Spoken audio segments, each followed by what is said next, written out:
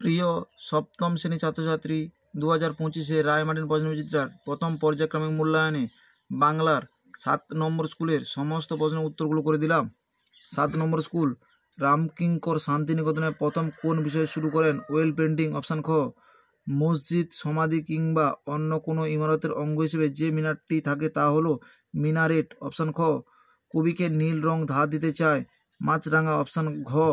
কোকোনা শব্দের অর্থ হলো লাল পদ্ম। ছন্দবাজে মোটর চাকার। অপশান খ। মাতৃভাষা দিবস হলো 21শে ফেব্রুয়ারি। অপশান গ। কোনটি তদ্ভব শব্দ? কার্য। অপশান খ। চা, চিনি, লুচি চীনা শব্দ। অপশান ঘ। ঝাঁটা শব্দটি হলো দেশি শব্দ। অপশান ক। যে সমস্ত শব্দ সংস্কৃত ভাষা থেকে অপরিবর্তিত আকারে বাংলা ভাষায় গৃহীত হচ্ছে তাদের বলা হয় তৎসম শব্দ। অপশান খ। 2-এর দাগে ড্রয়িং শিখতে লাগলো খোকন। খোকন কোথায় ড্রয়িং শিখতো? স্কুলের ড্রয়িং শিখতো। খোকন স্কুলে ড্রয়িং শিখতো। কার সৌজন্যে রামকিঙ্করের সঙ্গে শান্তিনিকেতনে যোগাযোগ হয়?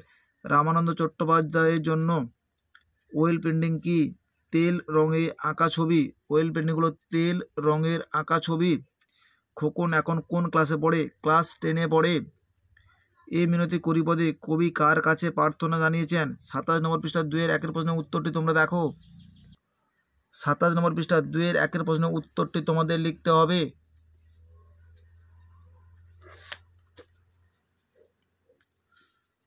পদ্য লেখা সহজ নয়। পদ্য লেখা কখন সহজ হবে বলে কবি মনে করেছেন? 7 নম্বর পৃষ্ঠায় 1-4-এর প্রশ্নের উত্তরটি তোমরা দেখো। 7 নম্বর পৃষ্ঠার 1-4-এর প্রশ্নে 1-এর দাগের 4-এর প্রশ্নের উত্তরটি তোমাদের লিখতে হবে। কখন পদ্য লেখা সহজ হবে না? ছন্দে কান না দিলে পদ্য লেখা সহজ হবে না। ছন্দে কান না দিলে পদ্য লেখা সহজ হবে না। ভাটার টানে নৌকো ছেড়ে মাঝিরা কোন গান গায়? ভাটিয়ালি গান গায়। ঘড়িওয়ালার হ্যান্ডবিলে কী রঙের ছিল? ঘড়িওয়ালার হ্যান্ডবিলটি ছিল গোলাপি রঙের। পানুয়াকে তোতাদের আয়াও সেদিন সেখানে সে দাঁড়ায়। সে বলল, নাইয়া মার কানে না তুলে, তাই বলে তো আর কথাটাই নাইয়া হয়ে যায় না। কে জানে না আমার ছোট ভাই পানুয়া। আয়া তোতা এবং আয়ার ছোট ভাই হলো পানুয়া। তোতা ও আয়ার ছোট ভাই হলো পানুয়া। তৎসম শব্দ কাকে বলে? ভাষাচর্চা বইয়ের 3 নম্বর পৃষ্ঠা রয়েছে, তোমরা দেখো। তৎসম শব্দ কাকে বলে? উদাহরণ। অবশ্যই তোমরা উদাহরণটি উল্লেখ করবে। পাউরুটি শব্দটি কোন দুটি শব্দের মিশ্র রূপ?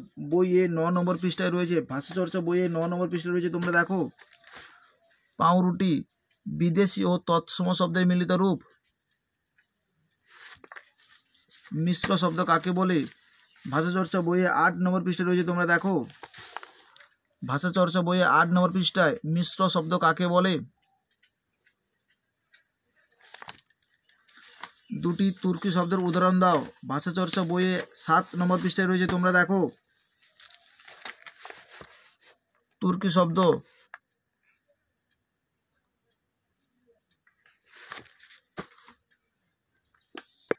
আমাদের ভিডিওটি তোমাদের ভালো লেগে থাকে তাহলে তোমরা লাইক করো, শেয়ার করো, কমেন্ট করো। চ্যানেলে নতুন হয়ে থাকলে চ্যানেলটিকে সাবস্ক্রাইব করো।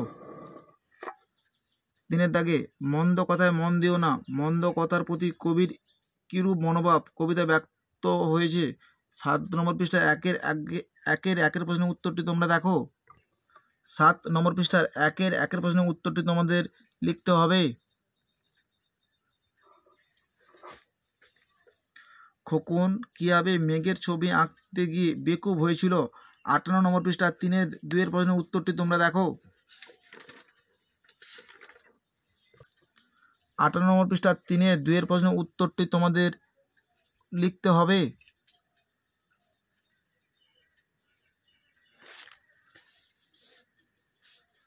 সেই ধন্য নরকুলে কোন মানুষ নরকুলে ধন্য?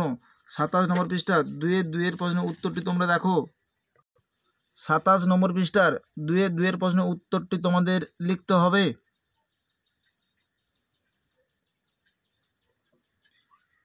3-4-এর প্রশ্নের উত্তরটি তোমরা পাঠ্যপুস্তক বই থেকে একটু পড়ে নিও। আমাদের ভিডিওটি যদি তোমাদের ভালো লেগে থাকে তাহলে তোমরা লাইক করো, শেয়ার করো, কমেন্ট করো। আমাদের চ্যানেলে নতুন হয়ে থাকলে চ্যানেলটিকে সাবস্ক্রাইব করে পাশে থাকা বেল আইকনটিকে প্রেস করে রাখো। আমাদের ভিডিওগুলো আপলোড হওয়ার সাথে সাথে সবার আগে তোমাদের কাছে পৌঁছে যাবে।